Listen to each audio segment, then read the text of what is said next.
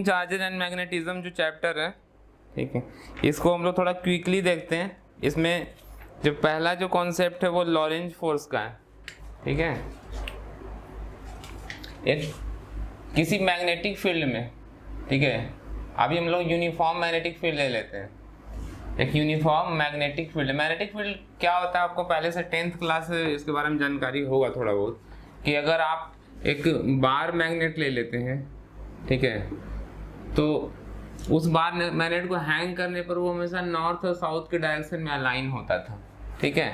इसको एक्सप्लेन करने के लिए कई लोगों ने कई तरह के मॉडल्स बताए। चार्ज, मैग्नेटिक चार्ज का कम सपोज किया गया, लेकिन कुछ लोगों ने बताया कि एक्चुअली मैग्नेटिक पोल्स होते होंगे, ठीक है, और यहाँ से नॉर्थ से कोई मैग्नेटिक फील्ड निकल करके साउथ में जाता है, इधर से निकल के इधर जाता है। ये ऐसे ही होता है काफ़ी सारे फील्ड्स, ठीक है। इसको आप ऑब्जर्व कर सकते हो। ऐसा करने के लिए क्या करना होगा कि एक कार्डबोर्ड ले करके, ठीक है, इस पे आयरन फाइलिंग्स को आपको छिड़कना होगा इस पे, और इसके नीचे में या ऊपर में जहाँ भी एक मैग्नेट, बार मैग्नेट रख दोगे आप, तो आप पाओगे क्या कि जो आयरन फाइलिंग से कुछ इस तरीके से ऐसे ही शेप में, इस तरह का शेप बनाना शुरू कर देगा, ठीक है। इसी शेप से इंस्पायर्ड होकर के लोगों के माइकल फैराडे ने ये बताया कि हम मैग्नेटिक फील्ड को इस तरीके से लाइन से रिप्रेजेंट कर सकते हैं, ठीक है।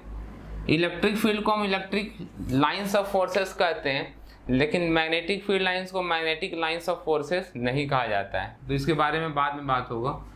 तो एक बार मैग्नेट जो है उसके चारों तरफ जो इन्फ्लुएंस है वो कुछ मटेरियल को अपनी तरफ अट्रैक्ट कर लेता है।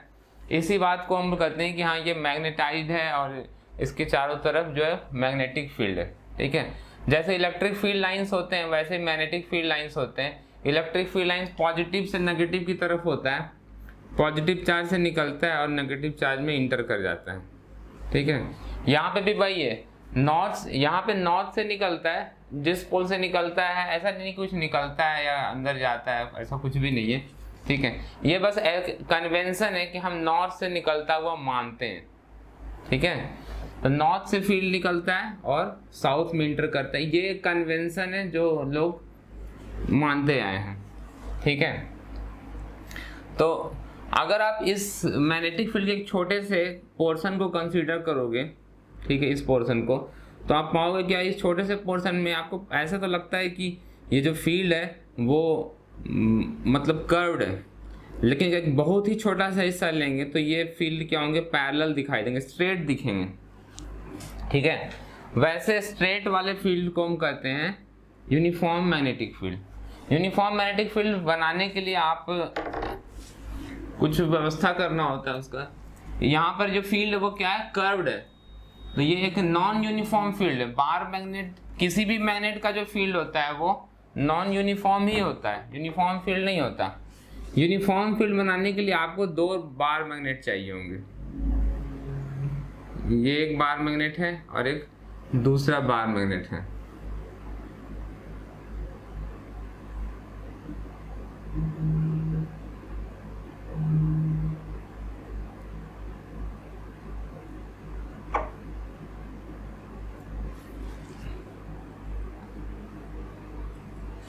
ये एक बार मैग्नेट है, इधर एक बार मैग्नेट है और इधर एक दूसरा बार मैग्नेट पड़ा है, ठीक है। 2 बार मैग्नेट्स है। इधर वाले बार मैग्नेट का इधर नॉर्थ है और दूसरे वाले का साउथ आपको रखना है।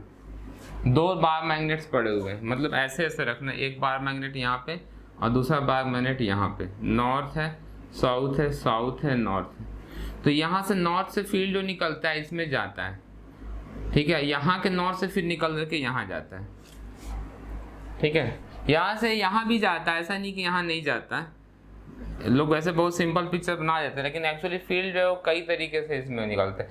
यहाँ से फील्ड लोग इधर भी जाता है, यहाँ से इधर भी जाता है, ठीक है। ये तो किसी ने देख नहीं रखा, ये तो एक मॉडल है। तो फील्ड नॉर्थ वाले से निकल करके अगर आप इसको सफिशिएंटली क्लोज ले आओगे तो यहाँ से फील्ड निकल करके इसमें इंटर कर जाएगा,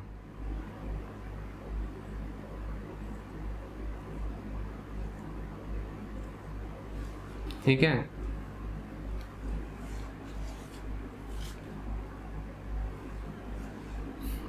नॉर्थ से निकलता है, साउथ में इंटर कर जाता है। तो यहाँ पर फील्ड लाइन जो है पैरेलल दिखता है। ऐसे फील्ड्स को हम कहते हैं यूनिफॉर्म मैग्नेटिक फील्ड। इसको यूनिफॉर्म मैग्नेटिक फील्ड कहते हैं, ठीक है। तो यूनिफॉर्म मैग्नेटिक फील्ड के बारे में बात कर रहे हैं अभी, ठीक है। ऐसा नहीं कि जो फॉर्मूला हम अभी लिखने वाले हैं वो सिर्फ यूनिफॉर्म फील्ड पे ही लगता है, वो किसी भी फील्ड पे एप्लीकेबल है, ठीक है।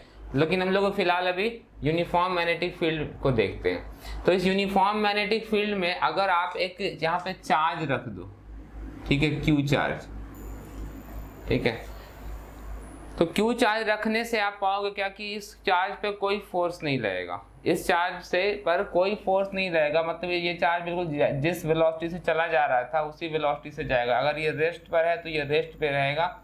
मैग्नेटिक फील्ड को बी से डिनोट करते हैं। तो यूनिफॉर्म मैग्नेटिक फील्ड में अगर एक चार्ज रख दिया जाए, ठीक है, या फिर तो आप पाएंगे क्या कि ये चार्ज जो है वो रेस्ट में रहेगा। अगर रेस्ट में है तो रेस्ट में ही रहेगा और यूनिफॉर्म मोशन कर रहा था, कांस्टेंट वेलोसिटी से मूव कर रहा था, तो यूनिफॉर्म वेलोसिटी नहीं बात करते हैं। अगर वो रेस्ट पर है, यूनिफॉर्म वेलोसिटी नहीं, अगर वो रेस्ट पर है चार्ज, ठीक है, तो इस पर कोई फोर्स नहीं लगेगा, ठीक है। तो if Q is at rest, तो इस केस में नो फोर्स विल डेवलप। लेकिन बाय द वे अगर ये चार्ज जो है वो किसी वेलोसिटी से, मान लेते हैं कि इधर चला जा रहा है किसी वेलोसिटी से, तो मैग्नेटिक फील्ड में अगर आप किसी वेलोसिटी से मूव करेंगे तो आप पाएंगे क्या कि जो चार्ज है उस पर फोर्स लगता है, ठीक है। अब वो फोर्स जो है वो लॉरेंज के फोर्स, लॉरेंज मैथमेटिशियन थे, मैथमेटिशियन भी थे, फिजिसिस्ट थे। तो लॉरेंज के फोर्स के फॉर्मूले से निकलता है, वो फोर्स होता है F is to Q V cross B, ठीक है। यहाँ पे जो फोर्स, आपको पता है कि वेलोसिटी एक वेक्टर है, मैग्नेटिक फील्ड एक वेक्टर है। अगर हम डॉट प्रोडक्ट ले लेंगे तो जो प्रोडक्ट मिलेगा वो एक स्केलर होगा, लेकिन यहाँ पे तो फोर्स मिलता है। अगर ये चार्ज रेस्ट पर है विथ नो वेलोसिटी, ठीक है, तब फोर्स जीरो होता है, इस चार्ज पे कोई फोर्स नहीं लगता है, ठीक है। अगर आपके दिमाग में आ रहा हो कि ये वाला फोर्स हम लोगों ने तो कभी ऑब्जर्व नहीं किया है, अगर आप इस फोर्स के बारे में इसको ऑब्जर्व करना चाहते हो तो आप देख सकते हो, ऐसा कर सकते हैं। इसके लिए एक पुराना टेलीविज़न चाहिए होगा, ठीक है। पुरानी वाली टीवी जो होती थी ना, जो शीशे वाली टीवी होती थी, अगर वो आपके पास कहीं से है तो आप एक एक्सपेरिमेंट कर सकते हैं। पुरानी वाली टीवी को ऑन कर लें और एक क्या करना है आपको, एक मैग्नेट लेकर के आना है और टीवी स्क्रीन के पास में यहाँ पे आप मैग्नेट को लाओगे तो आप पाओगे टीवी स्क्रीन पे जो पिक्चर्स बन रहे होंगे, ठीक है, जो भी पिक्चर्स बन रहे होंगे वो पिक्चर्स जो हैं वो डिस्टॉर्ट हो जाएंगे, ठीक है। एक्चुअली होता है क्या कि पीछे से इलेक्ट्रॉन आ रहा होता है, तो electron is a charge particle, और आप मैग्नेट लेकर के आएंगे तो मैग्नेटिक फील्ड में चार्ज पार्टिकल पे फोर्स लगेगा, बिकॉज इलेक्ट्रॉन मूव कर रहा है, रेस्ट पे नहीं है, ठीक है। तो इस वजह से चार्ज पार्टिकल पर फोर्स लगता है और उसकी वजह से इलेक्ट्रॉन का पाथ चेंज होता है टीवी स्क्रीन के पीछे, और इस वजह से आपको ये जो इमेज है वो डिस्टॉर्टेड दिखाई देगा। इवन कलर भी चेंज हो सकता है अगर कलर टीवी है तो, ठीक है। तो ये एक एग्जांपल है। दूसरा एग्जांपल आप कर सकते हैं कि एक वायर ले लेना है, ठीक है, A B is a wire, और इसको एक डीसी सोर्स से कनेक्ट करके रखना है, ठीक है। एक डीसी सोर्स से सफिशिएंट करंट दे सके, ठीक है, और शॉर्ट सर्किट ना हो जाए उसके लिए आप चाहें तो एक वेरिएबल रेजिस्टेंस या रियोस्टैट कनेक्ट कर सकते हैं। समझ में आ रहा है?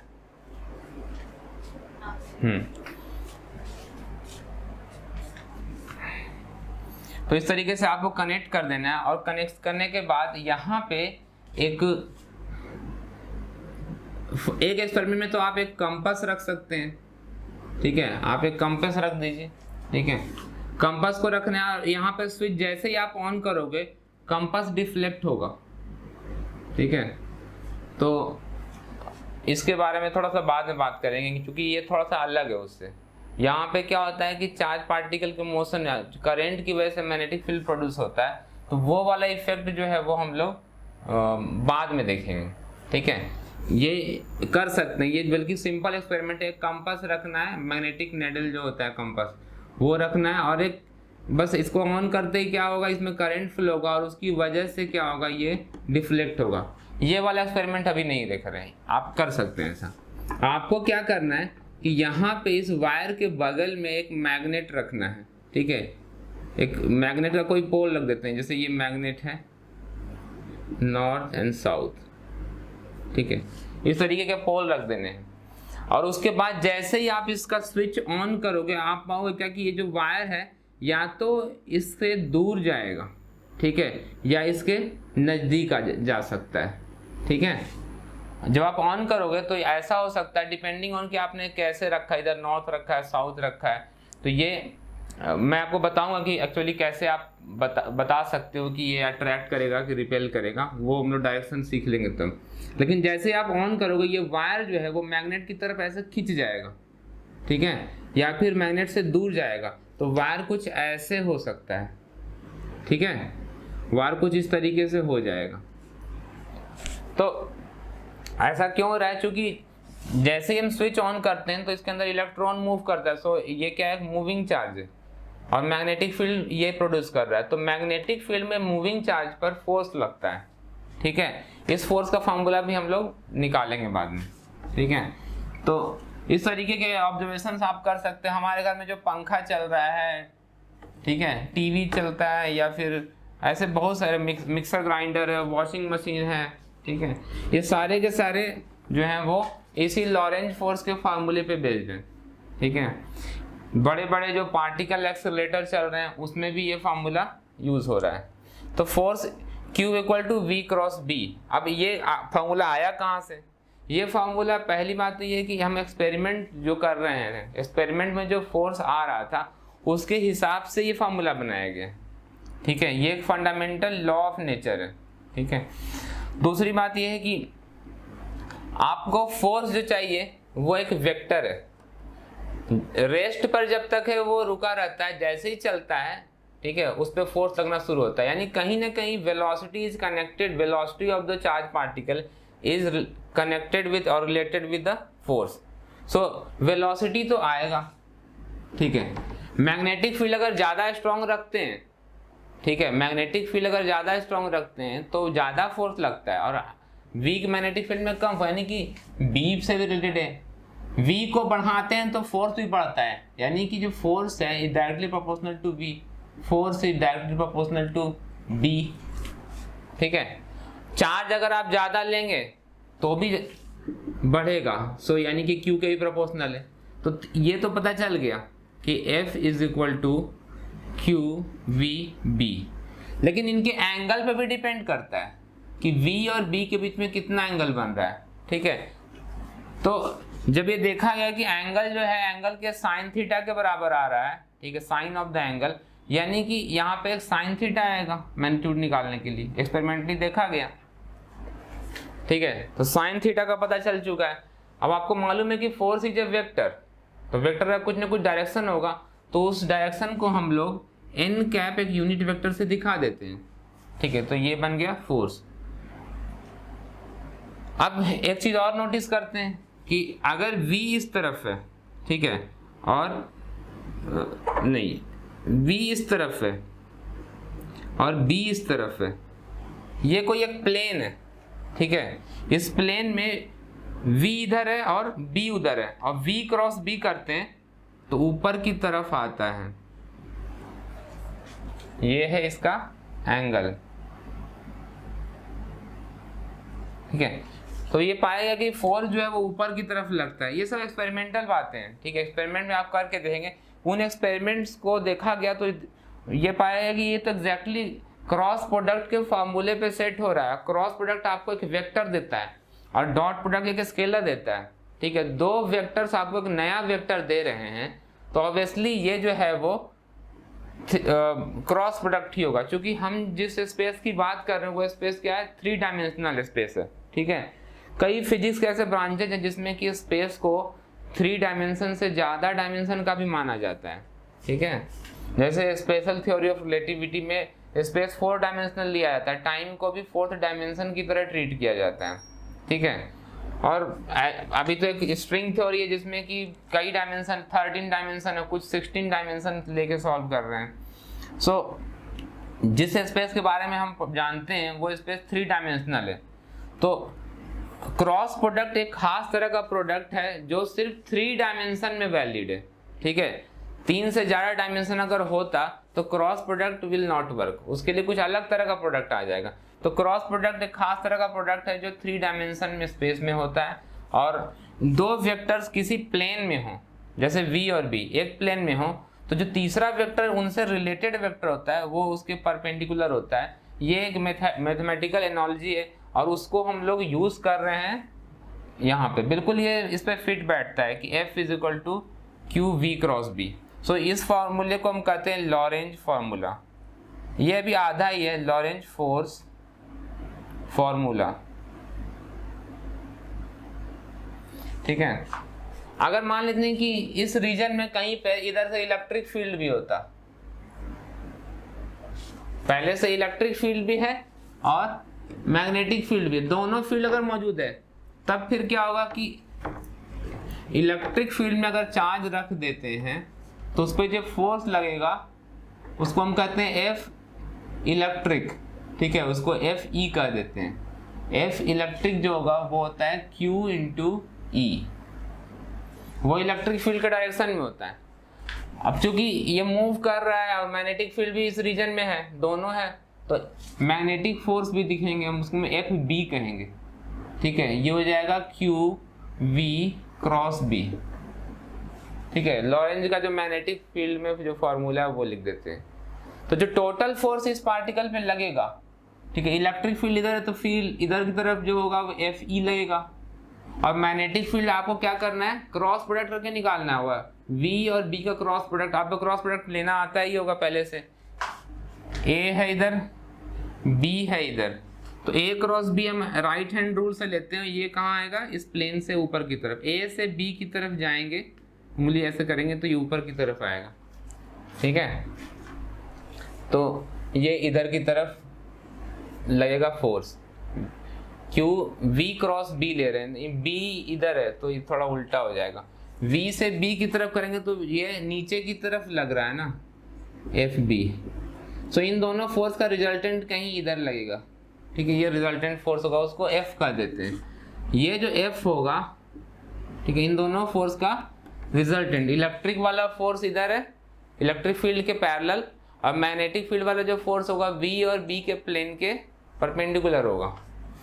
तो जो टोटल फोर्स होगा वो F electric plus F magnetic, दोनों फोर्स का सम होगा। ठीक है, तो इन दोनों को ऐड कर दो, QE plus QV cross B। तो Q रहने देते हैं, E रहने देंगे, और V क्रॉस B। तो ये आपका फाइनल फार्मूला है लॉरेंज। इसी फार्मूले को भी लोग लॉरेंज फोर्स फार्मूला कहते हैं। ठीक है, in region if both the fields are present, electric and magnetic field, तो इन दोनों की वजह से जो फोर्स टोटल लगता है वो इन दोनों की वजह से होता है, मैग्नेटिक फील्ड की वजह से और इलेक्ट्रिक फील्ड की वजह से।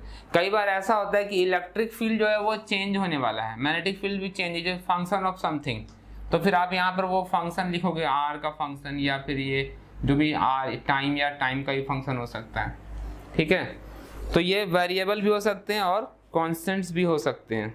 ठीक है, जो 12th क्लास में आपको पढ़ना है उसमें सब कुछ कांस्टेंट दिखाई देगा, क्योंकि वेरिएबल होने की वजह से और भी बहुत सारी बातें, कॉम्प्लेक्सिटी आएगा उसमें। ठीक है, अब यूजिंग दिस फार्मूला, जो मैग्नेटिक फील्ड का फार्मूला है, सॉरी ये लॉरेंज फोर्स का जो फार्मूला है, इस फार्मूले के बेसिस पर हम एक और रिजल्ट को प्रूव कर सकते हैं। ठीक है, वो क्या देखते हैं।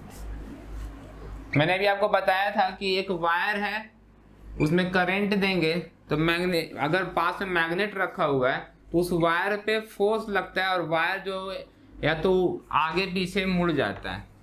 ठीक है, ये एक वायर है, ठीक है, इसमें कुछ करंट, स्ट्रेट वायर है, इसमें कुछ करंट है आई, ठीक है, और इसको मैग्नेटिक फील्ड में रख देते हैं।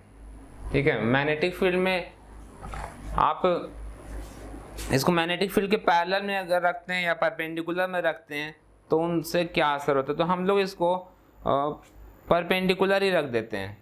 ठीक है, तो यहाँ पे आपने क्या किया कि एक नॉर्थ पोल रख दिया, तो ये इसकी वजह से क्या होगा, इस पे फोर्स लगेगा।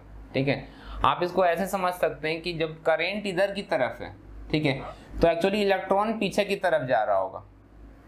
ठीक है, लेकिन हम उसको कंसीडर नहीं कर, हम मानेंगे पॉजिटिव चार्ज इधर की तरफ जा रहा है, तो चार्ज इधर की तरफ जा रहा है, ये है क्यू का डायरेक्शन, वेलोसिटी का डायरेक्शन, चार्ज सारा इधर चला जा रहा है, पॉजिटिव चार्ज, तो वेलोसिटी इस तरफ हो गया।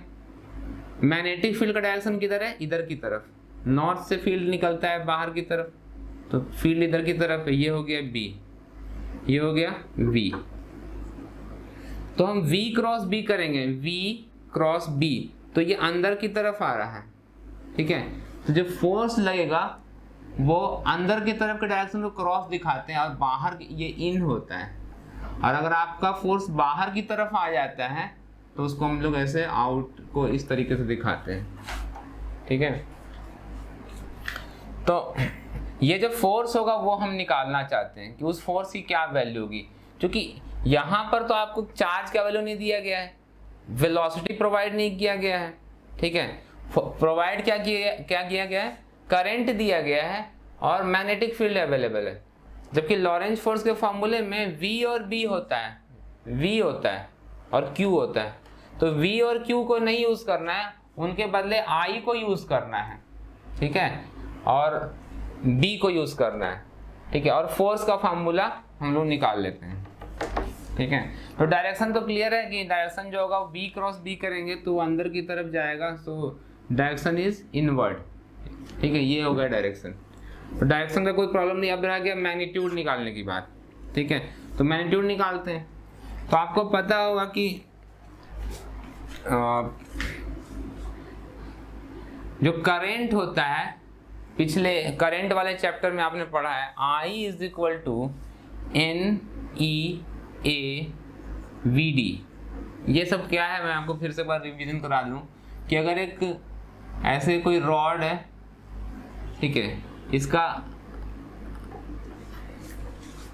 इसका एरिया जो है ना वो इधर A है।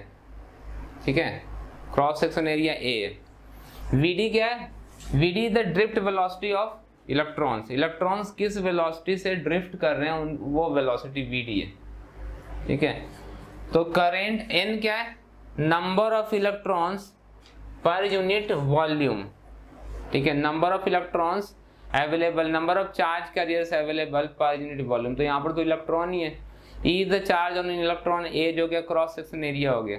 ठीक है, तो ये है हमारे पास एक कंडक्टर जिसमें कि चार्जेस जो हैं वो, ठीक है, अगर आप इलेक्ट्रॉन को पॉजिटिव मान के चलोगे तो करंट के डायरेक्शन में आप ड्रिफ्ट मान सकते हो, अगर इलेक्ट्रॉन को नेगेटिव मानोगे तो फिर वैसे तो नेगेटिव ही होता है, तो करंट के अपोजिट डायरेक्शन में हमें लेना पड़ेगा। ठीक है, सो वो कन्वेंशन वाली बात है, सिर्फ हमें करना क्या है, इस फॉर्मूले को यूज करना है in the Lorentz force formula. ठीक है, तो लॉरेंज फोर्स का फार्मूला ये है कि इस रॉड के अंदर में, ठीक है, ये जो चार्ज है इलेक्ट्रॉन, हम इसको अभी पॉजिटिव चार्ज ही मान लेते हैं। ठीक है, Q मान लेते हैं, तो Q जो है या ये E मानते हैं, चलो E जो है, एक्चुअली इलेक्ट्रॉन इधर जा रहा है लेकिन हम मान रहे हैं कि इधर जा रहा है, पॉजिटिव चार्ज जो है वो इधर जा रहा है। ठीक है, ये इधर चला जा रहा है और फील्ड जो है वो इसमें इधर की तरफ B लग रहा है, मैग्नेट रखा है हमने, तो जो फोर्स लगेगा वो क्या होगा, F is equal to Q V cross B sine 90 degree, V cross B होता है। तो हो जाएगा Q V B sine 90 degree. और अगर आप इसको एक्स एक्सिस मान लो, इसको वाई एक्सिस मान लो, तो अंदर वाला क्या होगा, v क्रॉस b जो होगा वो b किधर की तरफ है, नीचे की तरफ है। सो v क्रॉस b अंदर की तरफ आएगा, सो माइनस जेड एक्सिस हो जाएगा। तो आप चाहें तो माइनस के कैप ले सकते हैं, ठीक है, ये फोर्स आ जाएगा। मैग्नीट्यूड वाइज अगर देखें तो F इज इक्वल टू आ जाएगा क्यू वी बी, साइन 90 हो गया 1 और माइनस के कैप को मैंने हटा दिया है, ठीक है। तो ये अभी तो ये फोर्स आ गया। अब v के बदले हम एक्चुअली vd लिखना चाहिए, ड्रिफ्ट वेलोसिटी यूज करेंगे, ये vd वेलोसिटी से आगे बढ़ता है, ठीक है। तो q vd b, अब q के बदले हमें क्या यूज करना चाहिए, e यूज करना चाहिए, ठीक है। सो अब हम देखते हैं कि यहाँ पर e और vd, e इंटू vd का क्या कनेक्शन है, इसको हम लोग अलग लिख लेते हैं। अगर मैं i अपॉन n इंटू ए को छोड़ दें तो वो क्या मिलता है यहाँ पर, e इंटू वी डी। तो अगर हम चाहें तो e और vd को हटा करके ये वाला i अपॉन n इंटू ए लिख सकते हैं, ठीक है। तो इतना तो किया जा सकता है। अब एक चीज क्या है कि इस रॉड का कुछ लेंथ है, ये L है।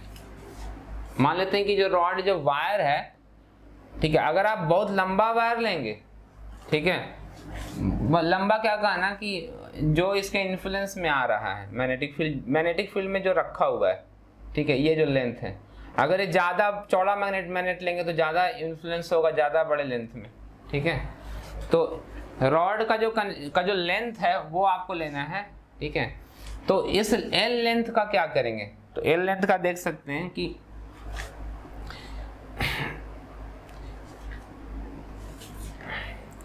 किसी भी तरीके से हम लोगों को ये जो EVD है इसको हटा करके ये वाला टर्म अगर हम डाल देंगे, ठीक है, क्योंकि आपको फार्मूला तो आपको ही मालूम होगा कि जो फोर्स का जो फार्मूला होता है, ठीक है, वो BIL आएगा, ठीक है, magnetic field into current into length, ठीक है। तो लेंथ और इनका क्या कनेक्शन उसको देख लेते हैं, ठीक है। तो यहाँ से चार्जेस जो है वो वहाँ मूव करके चले जा रहे हैं, यहाँ से चार्ज जो है वो जा रहा है, तो सब कुछ रेट ऑफ फ्लो है, ठीक है। तो उस रेट ऑफ फ्लो से हम क्या कर सकते हैं, करंट क्या होता है, चार्ज या dq बाई dt होता है, charge upon time dq by dt, ठीक है। तो चार्ज अपॉन टाइम को आप यूज़ कर सकते हैं। वैसे आपकी बुक में इन्होंने क्या किया है, NAVD इंटू L इंटू, तो इसको उन्होंने करंट डेंसिटी के से रिप्लेस कर दिया है, ठीक है। L तो इन्होंने रखा है, और एक सेकंड जरा सा देखें, where Q is the value of the charge on a carrier, now N into Q into VD is the current density J, ठीक है। तो ये भी ठीक ही है। करंट डेंसिटी J जो होता है वो क्या होता है, current upon area, current upon area को हम लोग J कहते हैं, ठीक है। सो I इक्वल टू क्या आ जाएगा, करंट डेंसिटी इंटू A, और करंट डेंसिटी क्या है कि जो चार्ज फ्लो कर रहा है वो जो dq बाई dt हम लोग लिख रहे हैं, ओके।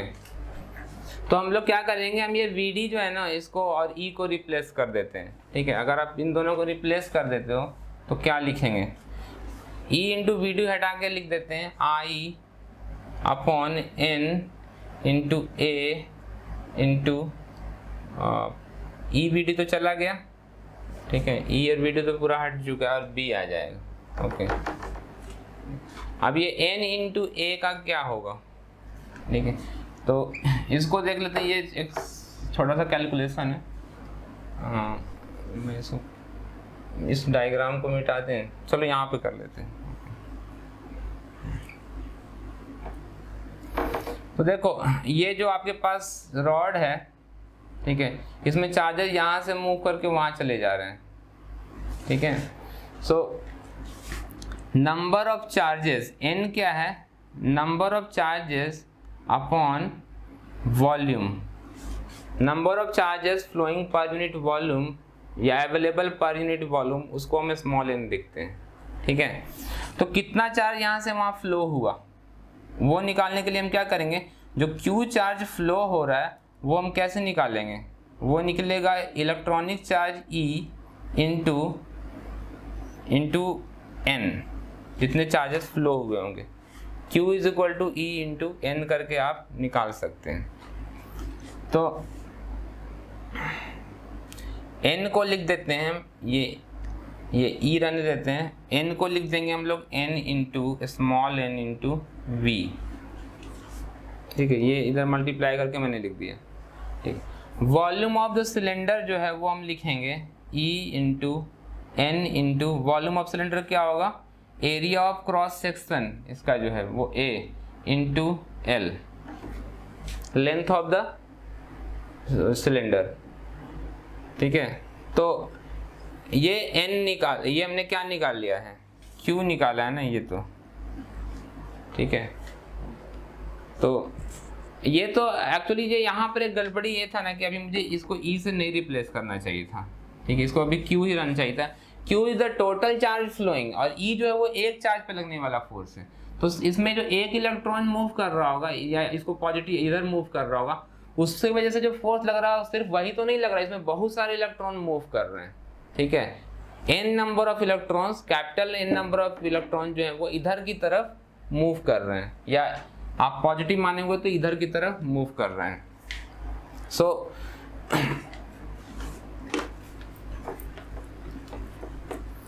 एक चार्ज पे फोर्स तो निकाल लिया था, E को मुझे यहाँ पे Q को E से रिप्लेस नहीं करना चाहिए था, यहाँ पे मैंने गलती कर दी है, ये इसी वजह से प्रॉब्लम हो रहा है। सो Q को हम लिख देते हैं N into E, Q is the total charge, बहुत सारे इलेक्ट्रॉन मूव कर रहे हैं, तो टोटल जो फोर्स होगा वो सारे चार्जेस की वजह से होगा।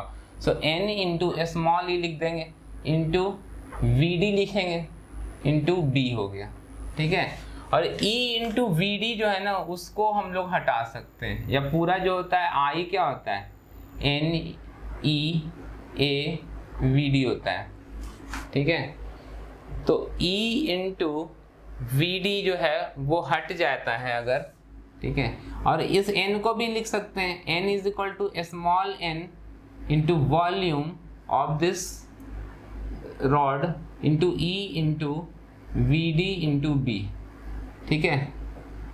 तो ये जो टर्म्स हैं N E VD इनको अलग कर लेते हैं और V और B को अलग लिख लेते हैं, ठीक है। तो यहाँ पे आप देखोगे क्या कि इस V को हम लोग लिख सकते हैं, ठीक है। ये जो V है, वॉल्यूम क्या होता है, cross section area into length, तो यानी कि फोर्स जो आ रहा है, यहाँ से वेक्टर हटा लो, ठीक है, फोर्स जो आएगा वो आ जाएगा NEVD इंटू V को हटा के लिख देते हैं हम लोग A इंटू L, V हटा दिया, उसके बदले area of cross section into length डाल दिया गया, तो NEVDAL आ गया, ठीक है, फोर्स, और B जो है वो छोड़ देते हैं, ठीक है। यही चीज़ है, मैं उसको डिवाइडर के लिख रहा हूँ, अब मैं मल्टीप्लाई करके लिख दे रहा हूँ, ठीक है। ये NEAVD, ठीक है, NEAVD क्या चीज़ है, ये है करंट, तो इसको हटा करके करंट लिख देते हैं हम। सो I into L into B, ये जो फोर्स है ऐड करेगा, ये फार्मूला निकाल लिया गया, ठीक है। वहाँ पे मैंने यहाँ पे थोड़ा मिस्टेक कर दिया था, यहाँ पे इलेक्ट्रॉन से रिप्लेस कर दिया था, तो वो एक इलेक्ट्रॉन पे लगने वाला फोर्स निकल जाएगा, ठीक है। अगर हम वैसे निकालेंगे तो उसको FE लिख देते हैं, एक इलेक्ट्रॉन पे लगने वाला फोर्स है, ठीक है। तो जो टोटल फोर्स होगा उस केस में, टोटल फोर्स जो आएगा उसको हम F कहेंगे, वो नंबर ऑफ इलेक्ट्रॉन्स N जो इसमें फ्लो हुए हैं इंटू FE हो जाएगा, ठीक है। तो N into E into VD into B आ जाएगा, और N को हटा के लिखेंगे हम लोग स्मॉल n इंटू वॉल्यूम, और वॉल्यूम को लिख देंगे हम लोग एरिया इंटू लेंथ, ठीक है, EVD इंटू B, तो आप देख सकते हैं कि NEAVD ये पूरा जो टर्म होगा वो बन जाएगा I, और ये बचेगा यहाँ से L बच जाएगा इंटू B। ठीक है, तो इस तरीके से आप जैसे फार्मूला निकालना चाहें। बुक में ये Q और E क्या है आप चेक कर लेना, जो कि अभी टाइम नहीं है, मुझे पूरा पढ़ना पड़ेगा। ठीक है, N into Q into E into V D लिखा हुआ है, तो यहाँ पर एक बार Q भी लिखा हुआ है, एक बार E भी लिखा हुआ है। ये क्या है मुझे नहीं देखना पड़ेगा। ठीक है, तो ये एक स्ट्रेट कंडक्टर पे जो फोर्स लगता है वो क्या होता है, वो बिल होता है, BIL। हाँ, यहाँ पर एक बात ध्यान रखना है कि कंडक्टर स्ट्रेट होना चाहिए। ठीक है, और फील्ड जो है वो कंडक्टर के बिल्कुल परपेंडिकुलर होना चाहिए, B।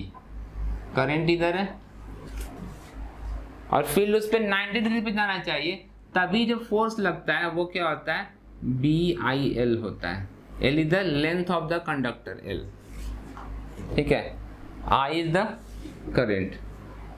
तो परपेंडिकुलर केस में BIL हो जाएगा। ठीक है, और डायरेक्शन आप निकाल सकते हैं वही क्रॉस प्रोडक्ट के फॉर्मूले से। इधर I है तो ये V का काम करेगा, नीचे की तरफ B है। ठीक है, तो V क्रॉस B करेंगे तो अंदर की तरफ अंगूठा जाएगा। ठीक है, इस तरीके से आपको फोर्स निकालना होगा।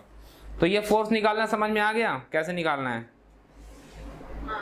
ठीक है, अब आते हैं कि सिर्फ स्ट्रेट कंडक्टर का ही काम तो नहीं है, वायर अगर सर्कुलर हो या किसी भी शेप में हो तो उस केस में क्या किया जाएगा। ठीक है, तो उसमें हम क्या करते हैं वो देख लेते हैं।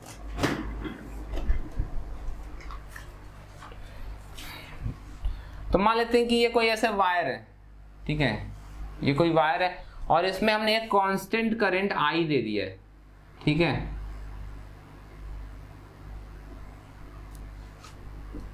तो बुक में करंट डेंसिटी जो है वो वही सेम चीज है। J जो यूज किया गया है ना, वो करंट अपॉन एरिया यूज किया गया है, वो वाला टर्म J इंटू A हो जाता है, वो I आ जाता है।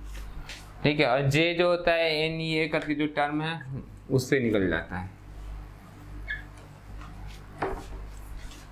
तो ये कोई एक ऐसे ही आर्बिट्रेरी कोई वायर है, और इस वायर की वजह से हम लोग क्या करना चाहते हैं, किसी ये वायर रखा हुआ है और इस वायर पे के आसपास में कोई मैग्नेटिक फील्ड है। मान लेते हैं कि ये फील्ड जो है वो यहाँ पर कोई किसी ने मैग्नेटिक फील्ड इस डायरेक्शन में अप्लाई कर रखा है। ये मैग्नेटिक फील्ड यूनिफॉर्म है, इस डायरेक्शन में मैग्नेटिक फील्ड है। तो आप देख सकते हैं कि यहाँ पर जो एंगल है वायर और उसके बीच में 90 डिग्री नहीं है, ये एंगल इवन चेंज हो रहा है। ठीक है, तो ऐसे केसेस में अभी फील्ड को यूनिफॉर्म लिया गया है, फील्ड भी नॉन यूनिफॉर्म हो सकता है। जैसे कोई बार मैग्नेट का फील्ड क्या होता है, इस तरीके का जो फील्ड है बार मैग्नेट का, ये क्या है, ये नॉन यूनिफॉर्म फील्ड है। ठीक है, क्योंकि कर्व हो रहा है, स्ट्रेट लाइन में थोड़ी जा रहा है फील्ड। तो इस केस में हम लोग इस वायर पे फोर्स ऑब्वियसली लगेगा। अगर आप इसमें जैसे ही करंट दोगे तो ये जो वायर इस पे फोर्स लगेगा, और करंट को ऑफ करोगे तो इस वायर पे फोर्स लगना बंद हो जाएगा। ठीक है, आपके दिमाग में ऐसा आ रहा होगा कि अगर आपके पास एक मैग्नेट है और आप अपने टेबल लैंप के वायर के पास लाते हो तो क्या वो उस वायर पे फोर्स लगाएगा, वायर इधर उधर जाने लग जाएगा। ठीक है, ऐसा सोचते हैं लोग कि जो हमारे घर में प्लग है, ठीक है, इसमें से जो वायर जा रहा है टेबल लैंप की तरफ, यहाँ पर मैं एक मैग्नेट अगर लेके चला हूँ तो ये वायर जो इधर उधर कर, इस पर फोर्स लगना चाहिए। ऐसा हमें लगता है कि फोर्स लगना चाहिए, लेकिन नहीं लगेगा, क्योंकि हमारे घर में जो करंट आता है वो AC करंट है, और AC करंट में करंट का डायरेक्शन जो है कभी इधर तो कभी उधर चेंज होता रहता है। ठीक है, और इसकी वजह से जो टोटल नेट फोर्स होता है वो आप कह सकते हैं average over A time is 0। लेकिन अगर आपके पास कोई वायर हो जो DC कोई सी बैटरी से कनेक्टेड हो, DC सोर्स से कनेक्टेड हो, और उसके आसपास में मैग्नेट लाओगे तो आप पाओगे क्या कि वायर जो है वो हिलेगा in the presence of magnet. ठीक है। तो हम अपने घर वाले जो इलेक्ट्रिकल सप्लाई है, ठीक है, उसमें ये चीज़ ऑब्जर्व नहीं करते, लेकिन डीसी और कोई बैटरी से करंट ड्रॉ किया जा रहा है, उस केस में आप ये सब ऑब्जर्व करेंगे कि मैग्नेट आसपास रखते ही वायर जो है उस पर कुछ आप देखेंगे कि वो वायर हिल जाएगा, ठीक है। सो इस केस में हम कैसे निकालें, क्योंकि वो जो फोर्स था वो क्या था, स्ट्रेट कंडक्टर के लिए था, ठीक है। BIL का जो फोर्स था फॉर्मूला स्ट्रेट कंडक्टर के लिए था, और वो भी परपेंडिकुलर हो अगर फील्ड उसका, ठीक है। अगर किसी एंगल पर होगा तो साइन थीटा आएगा, ठीक है। तो अब हम लोग एक जनरल फॉर्मूला निकाल रहे हैं। तो इस केस में हम क्या करते हैं, हम इस केस में इस वायर का एक बहुत छोटा छोटा सेक्शन कंसीडर कर लेते हैं, इस वायर को छोटे छोटे टुकड़ों में बांट देते हैं, ठीक है। इनफिनिटली स्मॉल है, ठीक है। तो ये जो छोटा सा लेंथ है, ठीक है, ये एक छोटा सा जो लेंथ है इसको हम DL कहेंगे, और इसमें से कुछ करंट फ्लो कर रहा है, ठीक है। इस छोटे से लेंथ में, मतलब ये ऐसे है, इसमें एक छोटा सा लेंथ आपने ले लिया, ठीक है। अगर आप बहुत छोटा ले लेंगे तो वो क्या होगा, स्ट्रेट हो जाएगा, चाहे वो कितना भी कर्व क्यों ना हो, उसमें से एक छोटा सा सेक्शन लेंगे तो वो सेक्शन जो आपको स्ट्रेट दिखाई देता। अगर स्ट्रेट नहीं है तो और छोटा सेक्शन ले लेंगे हम, ठीक है। तो यहाँ पर दिखाने के लिए मैंने इसको DL कह दिया है, और इसमें करंट इधर की तरफ बह रहा है in a straight conductor which is very very small, ठीक है। तो करंट को इससे अगर हम मल्टीप्लाई करके लिखें तो इसको IDL कहेंगे, IDL, because current is same everywhere in the wire, ठीक है। तो ये जो DL है वो एक वेक्टर है, वो यहाँ पर इधर डायरेक्शन में होगा, यहाँ पर जब ये वायर ऐसे घूमेगा तो DL वेक्टर इधर की तरफ पॉइंट करेगा, यहाँ पे DL वेक्टर इधर की पॉइंट करेगा। Current is a scalar, but I into DL जो है वो एक वेक्टर है, ठीक है। और फील्ड जो है वो इधर से मान ले जा रहा है, जो इस फील्ड के बहुत सारे लाइंस हैं जो इधर से गुजर रहे हैं। जो फील्ड लाइन इस वाले सेक्शन से गुजर रहा है, ठीक है, वो यहाँ पर कुछ एंगल बना रहा है। ये एंगल कितना हमने लिया है, थीटा ले लिया, ठीक है। तो इस केस में जो फोर्स का फॉर्मूला आएगा, F आएगा, वो का I, करंट जो है वो I, DL ये एक वेक्टर है, IDL क्रॉस B। ये क्या सिग्निफाई कर रहा है, आप इसको अगर ध्यान से देखोगे तो ये करंट क्या होता है, चार्ज फ्लोइंग, करंट का यूनिट क्या होता है, चार्ज, यानी कि Q/T होता है करंट, और DL क्या है, ठीक है, dQ/dt लिख लेते हैं, चलो। DL is a small length जिससे वो चार्ज मूव करता है। तो DL/dt क्या चीज़ है, ये B है यहाँ पे। DL/dt, ये तो मैं dq लिख दूं या q रहने दूं उससे कोई मतलब नहीं है, ठीक है। आप dq ले लेते हैं तो ये फोर्स जो होगा वो dF हो जाएगा। छोटे से सेक्शन पर लगेगा फोर्स तो F ना लिख करके बेटर होगा कि हम उसको dF लिखें, ठीक है, ना कि F लिखें। F जो होगा इस टोटल वायर पर लगने वाला फोर्स है, और इस छोटे से सेक्शन पर लगने वाला जो फोर्स है वो dF है। तो dQ/dt है इंटू DL। तो DL/dt क्या होता है, वेलोसिटी वेक्टर होता है V क्रॉस B। तो Q V क्रॉस B, ये फिर से लॉरेंज फोर्स वाला फार्मूला ही तो बन रहा है, यानी कि लॉरेंज फोर्स के फार्मूले को ही हमने दूसरे तरीके से लिख दिया है, ठीक है। तो मैंने पिछली बार आपको NEFED लगा करके दिखाया, ठीक है, लेकिन यहाँ पे शॉर्ट में दिखा दिया कि कैसे ये हो रहा है। ये लॉरेंज फोर्स का formula Q V cross B, ठीक है, V को DL/dt लिख दिया गया जो आप एक छोटे से सेक्शन पे लेते हो। तो इस तरीके से हम देखते हैं कि जो फोर्स है वो क्या है, IDL क्रॉस B। और अगर आपका जो करंट है वो स्ट्रेट कंडक्टर है तो सारे DLs जो होंगे एक ही डायरेक्शन में होंगे। ये वाला DL इधर पॉइंट कर रहा है, लेकिन ये वाला DL इधर पॉइंट कर रहा है, जबकि स्ट्रेट कंडक्टर में all the DLs are in the same, DL1 DL2 DL3 सारे एक ही डायरेक्शन में। तो सबको ऐड करेंगे तो क्या मिलेगा, DL मिल जाएगा, ठीक है। तो सबका ऐड कर लेते हैं और सारे एक डायरेक्शन में होते हैं, तो सारे DL को ऐड करके हम एक सिंगल L से रिप्लेस कर देते हैं, तो वो बिल वाला फार्मूला बन जाता है। लेकिन वही अगर कंडक्टर जो है वो ऐसे ऐसे घूमा हुआ है तो DL1 और DL2 DL3 सबके बीच में कुछ ना कुछ एंगल है, ठीक है, तो उस तरीके से हम नहीं डायरेक्टली ऐड कर सकते हैं। तो फिर आपको क्या करना होता है, टोटल फोर्स निकालने के लिए हमें क्या करना होता है, इंटीग्रेशन करना होता है इस DF का, ठीक है।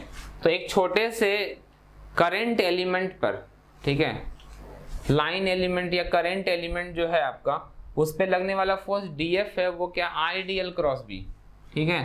तो IDL क्रॉस B इस छोटे से सेक्शन पे लगने वाला फोर्स पूरे वायर पे जो फोर्स लग रहा है उसके इंटीग्रेशन से आ जाएगा, ठीक है। मैं आपको स्ट्रेट वायर पर करके दिखा देता हूं। तो अगर स्ट्रेट कंडक्टर है, ठीक है, तो उसमें आपने एक छोटा सा DL ले लिया यहाँ पे, और फील्ड मान लेते हैं कि सारा परपेंडिकुलर है इसके B। तो जो फोर्स DF लग रहा है वो क्या होगा, वो हो जाएगा IDL, ये लेंथ क्या है, DL लेंथ है, DL क्रॉस B, तो ये आ जाएगा IDL into B into sine 90 degree आ जाएगा 1 साइन 90 डिग्री, 90 डिग्री का एंगल है B में, ये है करंट और ये है B, सो साइन 90 डिग्री, ठीक है, और एक n कैप डाल देते हैं, ठीक है। तो ये आ गया I into B into DL, ये हमने DF निकाल लिया है, मैं अभी वेक्टर ड्रॉप कर रहा हूँ। तो टोटल फोर्स क्या होगा, so total force is the integration of this term I, B और DL। तो I और B कांस्टेंट बाहर भेज देते हैं, इंटीग्रेशन से बाहर चले गए I और B, और ये DL, इन सारे DLs को ऐड करेंगे इन सेम डायरेक्शन। ये ऐड इस वजह से हो रहे हैं कि जो ये, चलो अब एक बार F रख ही लेते हैं थोड़ी देर के लिए, ठीक है। ये इसको लिखा जा सकता है DL इंटू n कैप, या इसको हम DL इंटू n कैप को लिख देते हैं DL फैक्टर। तो सारे जो DL वेक्टर्स हैं वो n के डायरेक्शन, n कैप के डायरेक्शन में ही, नहीं मैं n कैप को सही हटा चुका था, वही रन देते हैं अभी, उससे n कैप तो अलग ही डायरेक्शन है, n कैप क्या है, इन दोनों के परपेंडिकुलर डायरेक्शन है, सो अंदर की तरफ है, वो अभी जस्ट उसको भूल जाओ। तो सारे जो DLs हैं अगर एक ही डायरेक्शन में है तो वो सिंपली क्या कर सकते हैं, ऐड कर सकते हैं। ये जो इंटीग्रेशन का जो टर्म है वो I इंटू B इंटू पूरा L आ जाएगा, लेंथ ऑफ दिस कंडक्टर जो कि यहाँ से यहाँ तक L है, ठीक है। तो यानी कि ये जो फार्मूला है ये एक जनरल फार्मूला है, इस फार्मूले से स्ट्रेट कंडक्टर का फार्मूला निकाला जा सकता है, ठीक है, ये है आपका जनरल फार्मूला। तो हम कह सकते हैं कि ये लॉरेंज फोर्स वाला फार्मूला है, ये बस इसको लिखने का तरीका बदल दिया गया है। जो Q और V दिखता था लॉरेंज फोर्स के फार्मूले में, वहाँ पे Q ना दिख करके करंट दिखता है, और वेलोसिटी क्या है, कोई चीज़ फ्लो है कर रहा है, यानी कि करंट भी क्या होता है, rate of flow of charge. तो इस पे बेस्ड मैं आपको जो बुक में क्वेश्चन है वो करवा देता हूँ अभी फ़िलहाल, ठीक है। या फिर आप एक काम कर सकते हो कि पेज नंबर 137 पर बुक में 2 क्वेश्चन दिए हुए हैं, ठीक है। क्या आपने ये क्वेश्चन किया है? नहीं किया है, तो फिर इसमें बेसिकली यही फार्मूला लगाया गया है, ठीक है। ये आपका होमवर्क है, आप इसको कर लेना, ठीक है। ये आपका होमवर्क है, इसको आप खुद कर लो। सीधे फार्मूले में पुट करना होता है। मैग्नेटिक फील्ड का ये यूनिट जो होता है वो टेस्ला है, जो फेमस साइंटिस्ट जो थे, इन्वेंटर निकोला टेस्ला के नाम पर है।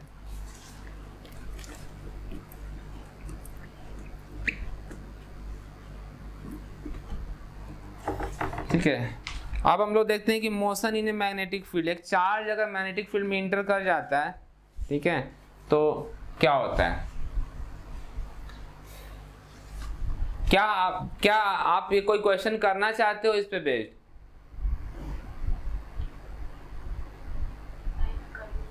कर लोगे आप ना, ठीक है। क्योंकि अभी मैं जो करा रहा हूँ एक तरह का क्वेश्चन ही है, तो मैग्नेटिक फील्ड जो है वो मान लेते हैं कि जो ब्लैक बोर्ड व्हाइट बोर्ड है इससे बाहर की तरफ है। यूनिफॉर्म मैग्नेटिक फील्ड अगर आपको दिखाना है, ठीक है, तो ये जो डॉट्स हैं ये रिप्रेजेंट कर रहे हैं मैग्नेटिक फील्ड जो है वो आप बाहर की तरफ जा रहा है, यहाँ से बाहर निकल रहा है, ठीक है। ये कैसे क्रिएट कर सकते हैं ऐसा फील्ड, ये मैंने आपको पहले ही बताया कि एक ये बार मैग्नेट लेना है, इससे निकलने वाला जो फील्ड होता है ये एक यूनिफॉर्म फील्ड से क्लोज टू द मैग्नेट, ठीक है, ये नॉर्थ पोल है। तो ये नॉर्थ पोल के सामने, यानी कि नॉर्थ पोल जो है जस्ट इस व्हाइट बोर्ड के पीछे होगा, ठीक है, और फील्ड इस तरीके से दिखाएंगे, ठीक है। ये इक्वली स्पेस्ड होने चाहिए यूनिफॉर्म दिखाने के। अगर फील्ड ऐसा है, यहाँ पे तो दूर है, फिर थोड़ा नजदीक हुआ, फिर थोड़ा नजदीक हुआ, फिर थोड़ा नजदीक हुआ, फिर दूर हुआ, ठीक है।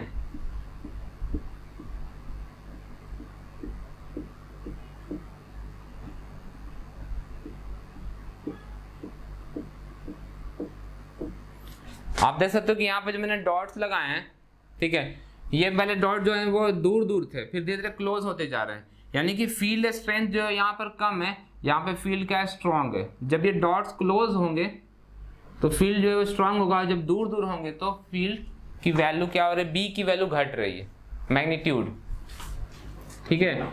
और इक्वली स्पेस बनाने का मतलब क्या है, फील्ड जो है वो यूनिफॉर्म है।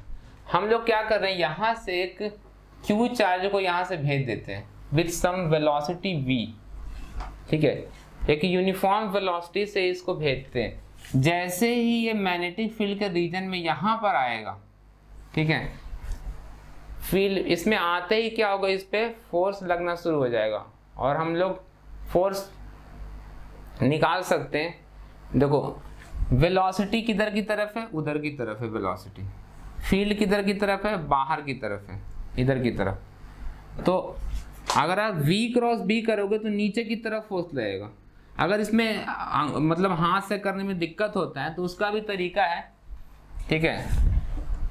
फील्ड का डायरेक्शन निकालने के लिए, मतलब फोर्स का डायरेक्शन निकालने के लिए f क्या होता है, f is equal to Q v cross b होता है, ठीक है। तो आपको क्या करना है, एक्स वाई जेड डायरेक्शन ले, ये x हो गया, ये y हो गया, ये z हो गया, ठीक है। तो v जो है फोर्स वेलोसिटी वो x एक्सिस के अलॉन्ग है, तो यहाँ पर आई कैप लगा देंगे। ये x के अलॉन्ग है तो यहाँ पर क्या होता है, आई कैप होता है। मैग्नेटिक फील्ड किधर है, बाहर की तरफ है, ठीक है। तो बाहर वाला एक्सिस क्या होता है, पॉजिटिव जेड एक्सिस, तो उसको हम लोग क्या कहते हैं, के कैप कहते हैं। और आई क्रॉस के कैप आपको मालूम है क्या होता है, माइनस जे कैप होता है। माइनस जे कैप मतलब क्या हो गया, इधर की तरफ नेगेटिव वाई एक्सिस में फोर्स लगेगा, ये है फोर्स का डायरेक्शन, माइनस जे कैप के डायरेक्शन में। तो ये करके भी निकाल सकते हो, या फिर आप राइट हैंड रूल लगा के कर सकते हो, ठीक है। लेफ्ट हैंड रूल भी है लेकिन मैं राइट पे ही रखूंगा आपको, ठीक है। सो जैसे ही यहाँ पर आएगा इस पे इधर की तरफ फोर्स लगना शुरू हो जाएगा, ठीक है। और इसमें वेलोसिटी इधर की तरफ है, वेलोसिटी इधर और फोर्स इधर, ठीक है। ऐसा कब होता है, सर्कुलर मोशन में आपने पढ़ा होगा कि अगर एक स्टोन है वो ऐसे सर्कुलर पाथ में मूव कर रहा है तो एट एवरी पॉइंट यहाँ पे वेलोसिटी इधर होती है टेंजेंशियली और फोर्स इस पे सेंट्रीपिटल अंदर की तरफ लगता है, ठीक है, 90 डिग्री पर। To move in a circular path you need some centripetal force. तो ये फोर्स जो है वो इस वेलोसिटी के क्या है, परपेंडिकुलर है, यानी कि this force will act like a centripetal force. और सेंट्रीपिटल फोर्स है तो ये क्या करेगा, ये इस तरीके से थोड़ा सा आगे जाए, नीचे दबेगा, मतलब कहने का मतलब इस तरह से खींचेगा इसको, ठीक है। और ये कुछ ऐसे आएगा, यहाँ पर नीचे चला जाएगा। जब ये यहाँ पर आएगा तो इधर वेलोसिटी इसकी इधर हो जाएगी और फोर्स इधर लगेगा, इधर की तरफ, तो फिर ये थोड़ा सा और घूमेगा, ठीक है। तो इसकी वेलोसिटी इधर हो जाएगी और फोर्स इधर लगेगा, यानी कि force is acting always perpendicular to the velocity, ठीक है। अगर फोर्स वेलोसिटी के परपेंडिकुलर है तो फोर्स सिर्फ उसके डायरेक्शन को चेंज कर सकता है, ठीक है, उसके मैग्नीट्यूड को चेंज नहीं कर पाएगा। और ये जब तक फील्ड लाइंस को इनकाउंटर करता रहेगा, मिलता रहेगा इसको, तब तक ये ऐसे मूव करेगा सर्कुलर पाथ में। और जहां से फील्ड के जो ये डॉट्स हैं, जहां पर फील्ड खत्म हो जाएगा, फील्ड का जो रीजन है खत्म होगा, वहां के बाद फिर ये स्ट्रेट ऐसे निकल जाएगा, ठीक है, यहाँ के बाद बिल्कुल स्ट्रेट ऐसे with some speed. Magnetic field can not change the speed और द मैग्नीट्यूड ऑफ वेलोसिटी, ठीक है, स्पीड को नहीं चेंज कर सकता, सिर्फ उसके डायरेक्शन को चेंज कर सकता है। ये जो पार्टिकल आ रहा है सिर्फ उसके डायरेक्शन, अगर ये 20 मीटर पर सेकंड से आ रहा था तो ये 20 मीटर पर सेकंड से ही घूमते घूमते 20 से ही निकल जाएगा। सिर्फ ये इसको डिफ्लेक्ट करवा सकता है, उसके डायरेक्शन को चेंज कर सकता है, ठीक है, उसके स्पीड को चेंज नहीं कर सकता है। स्पीड अगर आपको बढ़ाना है, घटाना है, so you need electric field. Electric field से ही एक्सेलरेट हो सकता है, ठीक है, क्योंकि इलेक्ट्रिक फील्ड का फार्मूला क्या होता है, F = Q × E, ठीक है, और तो यानी कि हम कह सकते हैं कि मास × एक्सेलरेशन = QE, ठीक है। तो यहाँ पर जो एक्सेलरेशन है is parallel to the direction of electric field, ठीक है, जबकि वहां पे अगर आप इस F को ma से रिप्लेस कर दोगे = QV × B, ठीक है, यानी कि A जो है वो A is the acceleration is perpendicular to both V and B। V और B के प्लेन के परपेंडिकुलर होगा, यानी कि V के डायरेक्शन में तो है ही नहीं, परपेंडिकुलर है, इसका मतलब क्या है, सेंट्रीपिटल है। This acceleration is centripetal. So ये एक सर्कुलर पाथ में मूव करेगा जब तक इसको फील्ड मिलेगा। अगर आप एनफ फील्ड आपने बिछा रखा है, मतलब मैग्नेट्स को फैला रखा है काफी बड़े रीजन में, यहाँ पर मैग्नेटिक फील्ड है, मुझे ऐसा नहीं बनाना चाहिए, मैग्नेटिक फील्ड जो है वो एक बड़े रीजन में है और चार्ज जो है वो इंटर करता है इधर से, ठीक है, तो ये क्या करेगा, ये ऐसे घूमेगा और ये थोड़ा सा ऐसे, ठीक है, ये सर्कुलर पाथ में घूमता रहेगा। चार्ज पार्टिकल जो है सर्कुलर पाथ में घूमने लग जाएगा, ठीक है, यानी अगर आप किसी पार्टिकल को सर्कुलर पाथ में घुमाना चाहते हैं, अगर आप सर्कुलर पाथ में घुमाना चाहते हैं तो उसके लिए क्या करना होगा, उसको मैग्नेटिक फील्ड में डालना होगा, ठीक है। मैं एक चीज बताता हूं आपको, ठीक है, सेकेंड वर्ल्ड वॉर के टाइम पे एक चीज डिस्कवर हुई थी, ठीक है, रडार का खोज हो गया था। रडार आपको मालूम है रडार क्या होता है? ठीक है, रडार आपको मालूम है, जो दूर से जो प्लेन आ रहा है उसको पहले ही बता सकते हैं, radio navigation and ranging full form है। तो रडार जो सेकेंड वर्ल्ड वॉर के टाइम में जो डेवलप किया गया था वो बेसिकली आप जब बाद में आगे पढ़ोगे तो मैक्सवेल इक्वेशंस चैप्टर में पढ़ोगे कि मैक्सवेल का जो थ्योरी था उसको यूज किया गया था उसमें, ठीक है। मैं उतने डिटेल में नहीं जा रहा हूँ, मैं आपको सीधी बात बता रहा हूँ कि उसके रडार के अंदर में एक डिवाइस होता है जिसको हम कहते हैं मैग्नेट्रॉन। मैग्नेट्रॉन, ठीक है, और यही मैग्नेट्रॉन हमारे घर में जो क्या कहते हैं,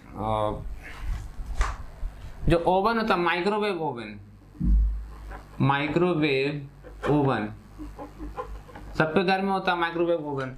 माइक्रोवेव ओवन के अंदर में भी एक मैग्नेट्रॉन जैसा डिवाइस होता है, लगा हुआ होता है, ठीक है। सो मैग्नेट, इसमें रेडियो वेव बनाना होता है, ठीक, माइक्रोवेव होता है, सॉरी, इसमें रडार में, ठीक है। सो मैग्नेट्रॉन जो है वो सोर्स है जिससे कि हम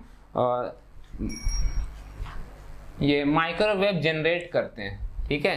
तो उसमें होता क्या, एक्चुअली इसी तरह का मैग्नेटिक फील्ड होता है, ठीक है। एक तार होती है जो गर्म होती है, उससे इलेक्ट्रॉन निकलता है गर्म होने की वजह से, और उस तार को, उस इलेक्ट्रॉन को हम क्या करते हैं, ऐसे सर्कुलर पाथ में घुमाते हैं और कुछ पॉकेट्स बने होते हैं, ठीक है, उसमें ट्रैप होता है।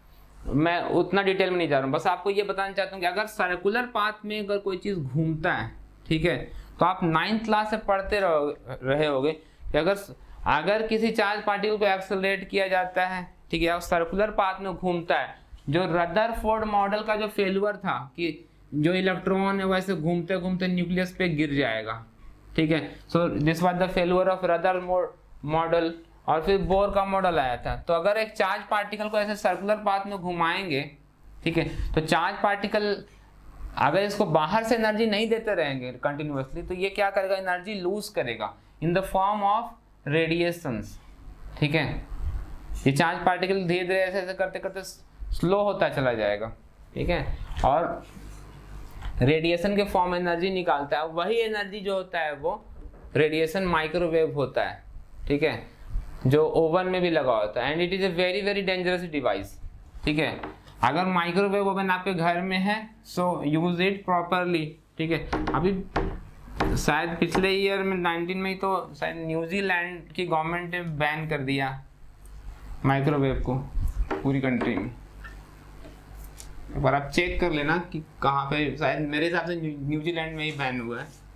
सो माइक्रोवेव एक काफ़ी ज़्यादा रिस्की डिवाइस है। हाँ, ये फ़ायदा ये है कि जब आप उसका डोर ओपन कर लेते हैं तो अपने आप वो स्विच ऑफ हो जाता है, ठीक है, तो इसलिए कोई ख़तरा नहीं है। लेकिन अगर एक बाय द वे अगर आप डोर खुला रखो और माइक्रोवेव ओवन गलती से ऑन रह जाए कुछ फॉल्ट की वजह से, ठीक है, और माइक्रोवेव जो है वो उस रेडिएशन में कोई भी आ जाता है तो उसके बॉडी के वो पार्ट जो है वो हमेशा के लिए ख़राब हो जाएंगे, ठीक है। तो ये काफ़ी ज़्यादा डेंजरस हो सकता है। तो आपने देखा क्या कि मैग्नेटिक फील्ड में इंटर करते ही ये सर्कुलर पाथ में ऐसे घूमता है, ठीक है। तो सर्कुलर पाथ में अगर कोई चीज घूम रहा है तो सेंट्रीपिटल फोर्स जो है वो ये एफ एक्ट कर रहा है, दिस इज द वेलोसिटी, ठीक है। तो आपको पता है कि एफ सेंट्रीपिटल जो है वो क्या है, वो क्यू वी क्रॉस बी के बराबर है, which is equal to Q V B sine 90 degree into N cap is some unit vector. तो साइन 90 डिग्री कितना होता है, 1 होता है। सो ये क्यू वी बी आ गया बिकॉज परपेंडिकुलर है, हमने फील्ड के बिल्कुल परपेंडिकुलर भेजा है। अगर आप फील्ड के परपेंडिकुलर नहीं भेजेंगे तो फिर ये साइन 90 डिग्री नहीं रहेगा, ठीक है। फील्ड ऐसे बाहर की तरफ और आप ऐसे जा रहे हैं in the plane of this board and field is perpendicular to the board, ठीक है। अगर हम किसी एंगल पे इंटर करेंगे सो दिस विल चेंज, वो हम अगले क्लास में पढ़ेंगे, ठीक है। तो उस केस में हेलिकल पाथ आएगा, वो बाद में देखेंगे। तो ये क्यू वी बी आ गया, ठीक है। अब हम क्या करेंगे कि जो पार्टिकल मूव कर रहा है उस पर सेंट्रीपिटल फोर्स जो होता है, आपको मालूम है कि एफ सी जो होता है वो mv² अपॉन r होता है, where r is the radius of the circular path, ठीक है। सेंट्रीपिटल फोर्स mv²/r होता है। हम इन दोनों को इक्वेट कर देते हैं, इक्वेशन 1 एंड 2। सो आपको क्या मिलता है, Q V B is equal to mv² upon r is the radius. So एक v जो यहाँ से कैंसल आउट हो रहा है, ठीक है, और रेडियस जो है कितने रेडियस में घूमेगा वो हम निकाल सकते हैं। ये हो जाएगा mv अपॉन qv, ठीक है।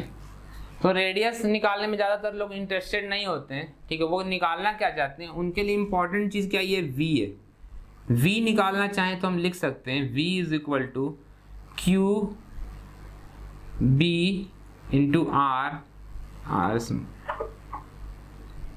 ये q रन देते हैं, r और b रन देते हैं, डिवाइडेड बाई m, ठीक है। m is the mass of the charge particle, ठीक है। तो हमने सेंट्रीपिटल फोर्स लिखा जो लॉरेंज फोर्स के फार्मूले से और फिर सेंट्रीपिटल फोर्स के फार्मूले से, और उन दोनों को इक्वेट किया, v कैंसिल किया, ठीक है, और b कितना आ गया mv अपॉन, मैंने r निकाला, r equal to mv upon qb।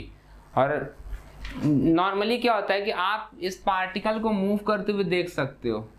अगर आपने किसी तरीके से ये रेडियस मेजर कर लिया तो रेडियस तो मेजर करना आसान है, लेकिन हम मेजर क्या करना चाहते हैं कि वो जो चार्ज पार्टिकल कितनी वेलोसिटी, बहुत हाई वेलोसिटी से मूव करते हैं चार्ज पार्टिकल, सो कितनी वेलोसिटी से वो मूव कर रहा है वो निकालना चाहें तो चार्ज ऑन द पार्टिकल, अगर आप इलेक्ट्रॉन लेके चल रहे हैं या प्रोटॉन लेके चल रहे हैं, वो आपको पुट करना होगा। रेडियस आप एक्सपेरिमेंट के दौरान मेजर करेंगे। मैग्नेटिक फील्ड जो है वो आपने अप्लाई किया है सो आपको मालूम होगा कि बी कितना है, और मास ऑफ द पार्टिकल जो आप भेज रहे हैं वो आपको पता होना चाहिए। सो अगर ये सब पता है तो वो पार्टिकल कितने स्पीड से घूम रहा है इसके अंदर में, ठीक है, ये हम बता सकते हैं, ठीक है। और इसी तरीके का एक डिवाइस है साइक्लोट्रॉन, जो कि हम लोग आने वाले क्लासेस में करेंगे, ठीक है। तो इस तरीके से लॉरेंज फोर्स को हम लोग यूज करते हैं कि चार्ज पार्टिकल सर्कुलर मोशन में मूव करे या किसी स्ट्रेट लाइन में मूव कर रहा है, उन केसेस में हम लोग यूजिंग द लॉरेंज फोर्स हम उसका एक्सेलरेशन वगैरह बता सकते हैं, ठीक है। अगर इनिशियल वेलोसिटी दिया गया है तो final velocity after some time उसकी वेलोसिटी क्या होगी, क्योंकि स्पीड चेंज नहीं होगा, सिर्फ डायरेक्शन चेंज होगा। तो डायरेक्शन किधर की तरफ होगा तो वेक्टर से भी कैलकुलेट करना पड़े। मान लेते हैं कि वेलोसिटी यहाँ पर है, after some T time what will be the velocity, ठीक है। तो टी टाइम के बाद जो है वो यहाँ पहुँच जाएगा, ठीक है। तो मैग्नीट्यूड तो उसका भी v रहेगा, सिर्फ डायरेक्शन चेंज हो जाएगा। सो ये अगर ये एक्स एक्सिस था तो ये वाला ये किधर की तरफ होगा वो आप निकाल सकते हैं, इधर की तरफ एक यूनिट वेक्टर निकालना पड़ेगा, ठीक है।